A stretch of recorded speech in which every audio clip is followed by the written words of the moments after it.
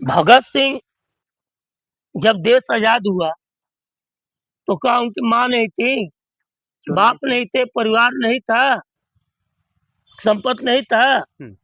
एक नौजवान एक देश के लिए, हमारा देश आजाद, वो किसी के लाल थे कि नहीं थे? क्यों नहीं थे? अपनी कुर्बानी तो दे दी। 31 साल की अवस्था में वो फांसी पर झूला चुन कर, सही बात है, झूल गए, मुस्कुराते हुए झूल गए। वो क्यों झूले? मेरा सवाल इसी देशवासियों से, तुम्हारे लिए तुम भोग करोगे कि हम जा रहे हैं तुम्हें इंकायरों के लिए, कि हम फांसी पर झूला झूल के जा रहे हैं इंकायरों के लिए? सुभाष चंद्र बोस ने कहा कि तुम मुझे खून दो, मैं तुम्हें आजादी दूंगा। इंकायरों के लिए वो भी तो चाहते थे समझौता करके, दलाली करके, अब बढ़िया से परिवार अपना बसाकर राजपाट के आराम से एक रियासत के राजा बन गए होते। जितने क्रांतिकारी थे सब मिल गए होते, सब जितने भी स्वतंत्र सेनानी थे। तुम भेड़ बकरी बन के जी रहे, उस समय भी जीते, आज भी उन्हीं का राज चलता ही, उनको सारी संपत्ति मिल जाती। अंग्रेज तो तैयार थे हर क्रांतिकारी को देने के लिए, बस। लेकिन उनके अंदर वो जोश था, जज्बा था कि नहीं, मेरा देश मेरे लोग, जितने सारे मेरे यहाँ रहने वाले हैं, मेरे लोग। सही बात है। और मेरे लोग, मैं रहूं या ना रहूं, ये देश मेरे लोगों के पास जाएगा। हाँ, अगर वो ये सोचते कि सिर्फ मेरा है तो फांसी पे चढ़ते ही नहीं। मैं रहूं या ना रहूं, मेरा देश आजाद होना चाहिए। मैं ये ऐसे नहीं बोल रहा हूं, मैं कह रहा हूं कल अग्निवीर के लिए ट्रेनिंग के लिए भारत सरकार के आए लोग, मैं चारों बच्चों को अपने भेजने के लिए तैयार बैठा हूं। मुझे भी ट्रेनिंग दे, लड़ लेंगे, देश सुरक्षित हो जाएगा। फिर आकर मेरा देश सुरक्षित फिर मैं आकर अपना घर मकान और व्यवस्था फिर ठीक कर लूंगा। सही बात है। इसके लिए हर परिवार को, हर घर के लोगों को, जो लोग भी है, ये जज्बा पालना। खत्म है, कहानी खत्म है। ये आज के गांव में अराजकता तो ज्यादा बढ़े हुए है, अराजकता तो हर गांव में। ये थोड़ी है कि मुसलमान और हिंदू वाली बात है, सब में एक एक देश के लिए प्रेम बचा ही नहीं है, परसेंटेज बहुत कम बचा है।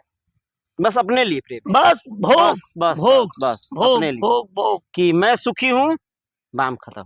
चाहे कोई देश आजाद हुआ, नेता बने, और नेता 2-4-10 नेताओं का नाम छोड़ दिया जाए तो बाकी सब क्या किए? वो जो संस्कृत हमारे देश में लाए कि हम, हमारे बाद हमारा पुत्र, हमारे पुत्र के बाद हमारा पुत्र, जिस गुलामी की आजादी से मुक्ति दी गई थी देश को, वही गुलामी इन नेताओं के माध्यम से थोप दी गई, वंशवाद की राजनीति। हमारा लड़का बेवकूफ हो, पागल हो, मूर्ख हो, तब भी वो देश का प्रधानमंत्री बनेगा, वही विधायक सांसद बनेगा। अगर उससे व्यक्ति योग्य है तो धन के बल पर, पैसे के बल पर उसको आगे नहीं आने दिया जाएगा। राजा के नेता, राजा का बेटा राजा, अब यहाँ छोटे स्तर से लेके बड़े स्तर से खेल यही हो रहा है। इसलिए जो संस्कृत हावी होती जा रही है गांव में, हर जगह, जो लोग देख रहे हैं, जो देख रहे हैं सीखेंगे, सीख रहे हैं।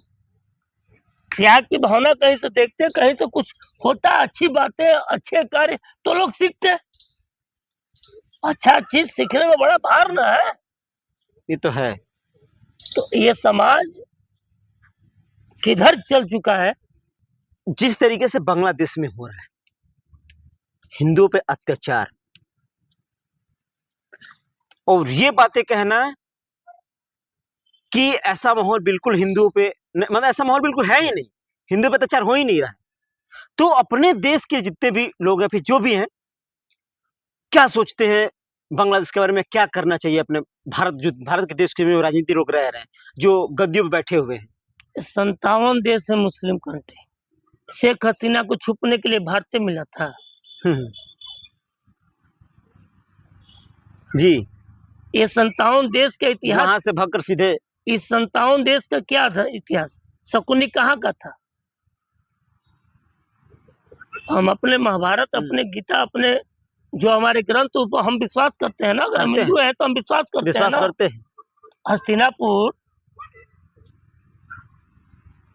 और गंधार का रिश्ता था ना। गंधार कहाँ था? तक्षशिला कहाँ था? ये सारे कौन थे लोग? आज स्थिति क्या हो गई? आज देखिए, भारत सरकार को नहीं, ये जितनी डॉक्यूमेंट्री पिक्चर है, फिल्म, अब समय आ गया है कि जो वास्तविक तथ्यों पर आधारित जो हमारे ग्रंथ ग्रंथ हैं, जो घटनाएं घटी हैं बिना लाग लपेट के, उन पर पिक्चर बननी चाहिए और समाज के अंदर दिखाई जानी चाहिए। सच्ची घटना पे। द्वारिका समुद्र में डूबा हुआ है, दिख रहा है, दुनिया देख रही है, सब कुछ दिख रहा है, लेकिन तुम आंख को पट्टी बांधे हुए। निधि वन में जो घटनाएं घटती हैं, चमत्कारी हमारे सामने है। गुरु गोविंद सिंह जो हमारे सिखों के गुरु थे, अपने पुत्रों के उनके पुत्रों को चुनवा दिया गया, फिर भी उन्होंने अपना सिख धर्म की स्थापना क्यों हुई देश में? सिख कब आए? ये सारी व्यवस्था सबके सामने होनी चाहिए, दिखना चाहिए सबके इस सामने। पर्दा डालने वाली चीज नहीं है। नहीं, और तुम जाहिलों की तरह एक तरफा हम बात करें, हम कि नहीं यही यही यही यही सही है, यही हम ठीक है। बोलने नहीं देंगे, चलने नहीं देंगे, तलवार के जोर पर फिर वही काम। तो जो आए सब तलवार के जोर पर ये काम किए, हाँ, अब फिर वो तुम स्टार्ट करना चाहते हो, वो काम शुरू तो करना फिर चाहते हो, फिर तुम। संभव नहीं है। वो कुछ और मंजर था, अब कुछ और है। आज मान लो, आज भी है, आज भी वैसे लोग हैं, आज भी जब वो माहौल बनेगा तो कितने तैयार बैठे हैं। तो निकल जाएंगे। जो कायर पुरुष करेंगे क्या लास्ट में?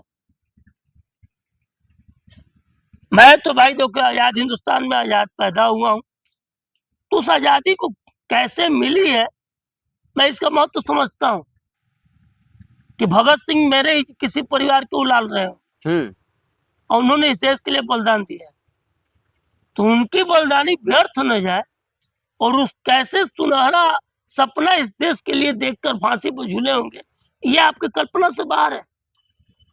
वो कौन सा सपना लेकर उस फंदे पर झूले थे? कोई व्यक्ति अपने कनपट्टी पर गोली मार लेगा देश के लिए, लेकिन मैं आजाद हूँ, आजाद ही रहूंगा।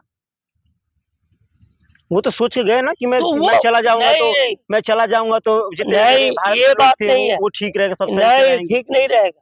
नहीं तो वो फिर तो कुर्बानी नहीं था। करते वो। उस समय देश आजाद नहीं हुआ था, उस समय देश आजाद नहीं हुआ था। तो नहीं हुआ था। जब चंद्रशेखर जी कनपट्टी नहीं, पर नहीं गोली हुआ। मारे तो आजाद नहीं हुआ था अल्फ्रेड पार्क में। लेकिन लड़े तो उसी ले रहे थे ना, पहले बात समझिए, लड़ तो उसी ले रहे थे वो। यही दिक्कत है, आप लोग समझते नहीं है। बोलिए। चंद्रशेखर आजाद देश जब गोली मारे तो देश आजाद नहीं हुआ नहीं था। हुआ था। सुभाष चंद्र बोस जी, जब मैं तुम्हें तुम मुझे खून दो, मैं तुम्हें, आजादी उस समय देश आजाद नहीं हुआ था। भगत सिंह फांसी पर जब झूले तो देश आजाद नहीं हुआ था। उनकी सपना अपने देश को लेकर क्या रही होगी? वो सपना हमारे आज के हिंदुस्तानियों में है ही नहीं। कोई हिम्मत ही नहीं बिल्कुल नहीं करेगा, है, किसी की हिम्मत ही नहीं होगी, बिल्कुल नहीं है। हिम्मत ही नहीं होगी किसी की। कहानी समाप्त है। ये सब भुजा कर वो अपना व्यवस्था चला रहे हैं। तो समय आ गया है कि जो हमारे क्रांतिकारी थे, महापुरुषों थे, उनको याद किया जाए, कम से कम उनकी कुर्बानी व्यर्थ ना जाए। उनकी कुर्बानी व्यर्थ न जाए। और भारत सरकार से मैं क्या कहूं, मैं इस देश की जनता से कहूंगा कि सरकार के भरोसे मत बैठो भैया, अपने भरोसे आप रहो, स्वयं अपने को मजबूत करो और जैसी तुम्हारे सामने स्थिति परिस्थिति आए निपटने के लिए तैयार। रहो। देश के हिंदुओं पे हो रहे अत्याचार, इतने सारे जितने भी प्रोपेगेंडा जो चलाया जा रहा है, अब बताया जा रहा है कि ये सब कुछ नहीं है, लेकिन जो तस्वीरें सामने निकल के आ रही हैं, आप लोग भी देख रहे हैं जिस तरीके से तस्वीरें आ रही हैं, और घर पे घर जलाए जा रहे हैं, मारे जा रहे हैं, पीटे जा रहे हैं, और इस पे चुप रहना। सबसे बड़ा मैं सवाल खड़ा करके आप लोग जा रहा हूँ, कमेंट बॉक्स में इसका जवाब मैं चाहूंगा कि चाहे वहां के हिंदू हो, चाहे यहाँ के हिंदू हो, या फिर यहाँ के मुस्लिम ही क्यों ना, अगर जो बहुत लोग जो जिस समाज में लोग कह रहे हैं कि जो हो रहा है ठीक हो रहा है, या फिर ऐसा कुछ माहौल नहीं, तो क्या भारत में भी वैसा माहौल अगर बन जाएगा तो क्या आप चुप रहेंगे? इसका जवाब मैं चाहूंगा आप लोगों से कमेंट बॉक्स में। और बांग्लादेश में हो रहे हिंदुओं पे अत्याचार के बारे में आप क्या कह रहे हैं, इसके बारे में आप बताइएगा। इसके साथ हम लोग विदा लेते हैं। धन्यवाद।